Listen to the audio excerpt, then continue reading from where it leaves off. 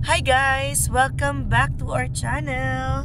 Happy Thanksgiving po sa lahat ng nagsiselebrate ng Thanksgiving. Ayan, dito sa Canada. Hi Alwin! Ayan, dyan muna siya sa harap. So, yan, ngayon ay Thanksgiving holiday ngayon dito sa Canada. And since holiday, ayan, naisip naman namin, pumunta lang nearby, mall na lang, hindi na kami lalabas like pupunta ng Banff or mga lakes. Kasi, syempre mahirap na naman na magbiyahe ng malayo tas may pasok kinabukasan.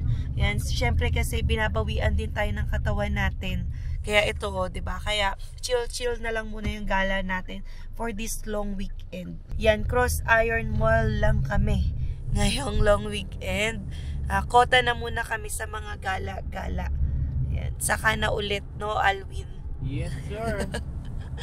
So, ngayon, buti na lang kahit holiday open yung Cross Iron until 7 PM. Kaya inaisip namin doon na lang kaysa sa Chinook Mall. Kasi pag nalibot mo na yung Chinook Mall, ayan, isang ikutan lang, wala na. So at least sa Cross Iron, mapapagod tayo. Okay guys, ayan, usapang renta muna tayo habang tayo ay bumabiyahe ng malayo-layo. So 25 minutes away from our place to Cross Iron. So, ito kasi, yan ang nababali-balita na humihina na daw yung rental market, yung housing market. So, totoo ba yun? Well, ayon dito sa news nga, sa globalnews.ca, ang renta daw ay medyo bumagal. Yan, kumpara sa past 3 years na nangyayari. Grabe guys, no? Nasabayan namin yung mabilis na pagtaas kasi dumating kami 2022. So, non-stop daw yung increase nung renta since October 2021. Pero, guys, ito daw, ngayong buwan ang simula daw ng pagkahina ng rental market dito sa kabuuan ng Canada. But I guess we mentioned na yan na parang last month din humihina na din daw yung housing market. Kasi dati kapag kalagay pa lang daw ng bahay for sale, for example, pinost mo na for sale yung bahay mo, in just 1 to 2 days, ayan, ang dami ng offers. Pero ngayon parang tumatagal na ng weeks yung mga bahay na binebenta, condos or apartment sa iba't ibang websites, and yan, wala pa ring buyers gaano. Yung iba nga nagkakat na ng price like $20,000 off. Yan dahil nga medyo matagal na silang nasa market. So para mas mabenta siya, babawasan mo na yung asking price mo. So ganito din yung nangyayari ngayon sa rental price. So slowest growth, hindi siya paatras ha, pero bumagal na yung pag-angat niya. Yan, kumpara dati, grabe dito sa Alberta, alam nyo naman, walang cap, di ba? Parang sky high yung pag-i-increase ng mga landlords or property developers dito sa kanilang mga paupa. Yan, kaya kami dati from 1 per month, 1 bedroom yon, nag-drop to almost 1,600. Kaya naghanap kami ng other area para mas makuha mo yung value, di ba? Kung 1,600 na yung babayaran mo, so hanap na tayo ng right for that price. Kaya lumipat kami dito sa 3-bedroom apartment. So few months back naman din, nag-increase na naman siya, di ba? Ng $300. So napakalaki na yun guys. Kasi yun yung kasagsagan din talaga ng ano yun, parang ang tataas na ng rental price and then yung sa housing market. Kaya nga sabi nila parang bubble din to eh. Soon it will burst. So ngayon, sabi sa balita nga, ito na yung simula ng pag-slow down. So tingnan natin ha, ang very reason ba't daw nag-i-slow down. Ito, sinabi nila that this is because, ayan, of the falling international student enrollment. So yan, naalala nyo guys, diba yung immigration policy na meron ng capping yung international students dito. So yun, yung naging effect ay bumaba na talaga yung enrollment ng international students. Hindi na unlimited, hindi na sobrang dami ng na-approve. Ayan, very limited na per province din and per school. Kaya ang nangyayari, yan, nabawasan na yung bilang ng international students and yan, wala nang masyadong naghahanap ng mauupahan.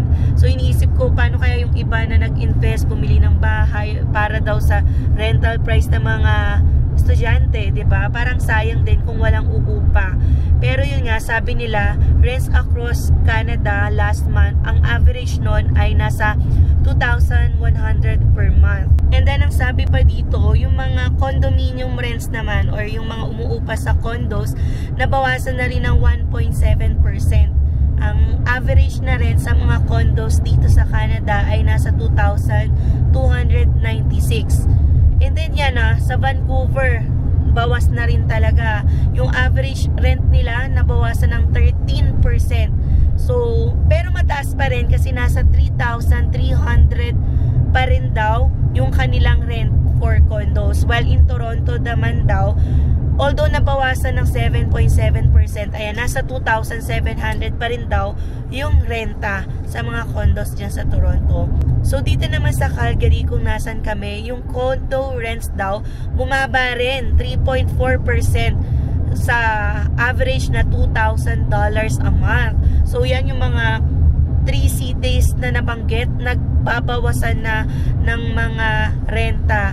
Like, Vancouver, Toronto, and Calgary. So guys, ayan, 'di ba? Nakikita nyo naman with the high cost of living talaga sa tatlong cities na ito ay one of the factors din ay nag-aalisan yung ibang residents doon or hindi na yun yung pinipili ng mga international students puntahan. Kaya yan, compared sa mga past few years na parang wow, sky high ang mga renta or paupa dito sa cities na to, ngayon ay pababa na. Yan. Pero guys ito, wag naman magagalit. Kasi nga, saan ba naglilipatan na ngayon ang mga international students? Ayan, base dito sa news yung news na yung nagsasabi, sinasabi ko lang din sa inyo, sa globalnews.ca. Sa top cities na nabanggit ko, pababa, pero dito sa province na to, paakyat.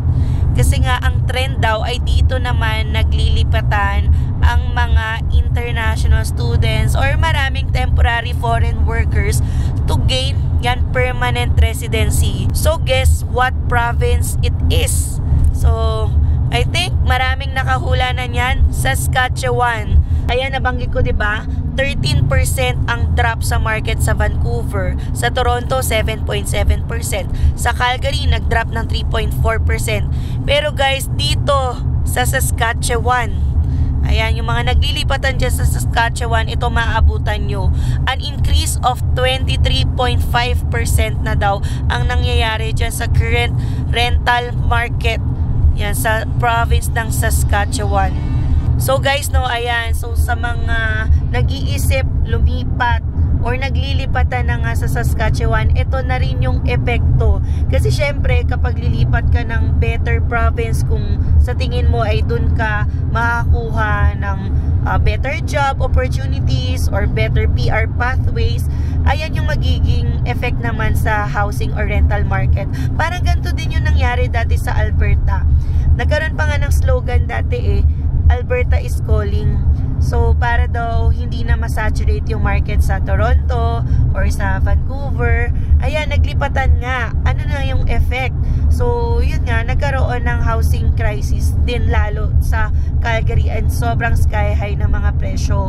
And since ngayon, ganito na rin yung nangyari sa Calgary, I think ang next province nga na maapektuhan and kung saan nga naglilipatan yung mga tao, ayan, ay Saskatchewan. So, hindi lang naman Saskatchewan yung nililipatan, guys, ito lang yung nasa news. Pero I think yung mga other provinces nga, other than sa Ontario, British Columbia, and Alberta, yan ang lipat.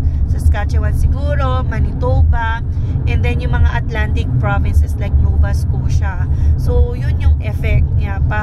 Pamahal na rin ng pamahal dyan. So, ganun naman siguro to balance na rin yung market. Kasi sky pangit na rin, 'di ba, kung doon pa rin magkukumpulan lahat ng tao, kung meron namang other provinces na available na pwede ring mag-grow. So siguro one side effect lang talaga, for example sa Saskatchewan, yung pag-increase ng market. Pero syempre kapag dumandami rin yung tao, I think mas marami na ring businesses na mag-i-invest dyan, maraming taong kakailanganin dahil since nga maraming business na mag-i-invest, maraming empleyado na kailangan. So positive din yon sa side ng pinupuntahang provinces. So yan, ready lang talaga tayo kasi guys, ang dami na rin naming na-meet na lumilipat dyan sa Saskatchewan, and kahit kami rin ay nagyayaya na lumipat sa Saskatchewan, whether sa Regina or Saskatoon. So I think this is a beautiful province din, pero syempre alamin din natin, 'di ba, yung ano yung mga job opportunities para sa atin bago tayo lumipat. Pero yan, sa mga kasamahan nating naglilipatan dyan sa province na Saskatchewan, ayan, good luck. And one of the people that we know, yan, si Sis Aero. Yan, I know that you're having fun, yan, discovering yung bagong place nyo na Saskatchewan. And yan, I think si Marvin na asawa ni Crystal, and good luck sa job hunting din. Yan, napanood ko yung vlog niya. Oo, nanonood din kami ng vlog na yan. Job hunting muna si Marvin. And yeah, connect lang din kayo. Alam nyo naman, nandyan lang din si Mark Carino. Yan, para makakita kayo ng mga better opportunities din. So yun guys, no, as you can see, ang daming changes dito with the current yan, rental price, tsaka cost of living talaga, pati yung mga PR pathways, doon nagbe-base yung mga tao dito, yung mga Pinoy or kababayan natin ng mga decisions whether to stay or move or whatever. So sa atin din, yan nga, tuloy-tuloy din yung pag-comment ng mga subscribers natin na good luck din daw sa atin, sana ma-PR tayo. Pero yun nga, yun din po yung prayers natin, no? Yan, kung saan man tayo abutan, kung ditong province man tayo sa Alberta or kung saan man, or yun nga, another plan daw ay uuwi. Yan, malaman natin, di ba?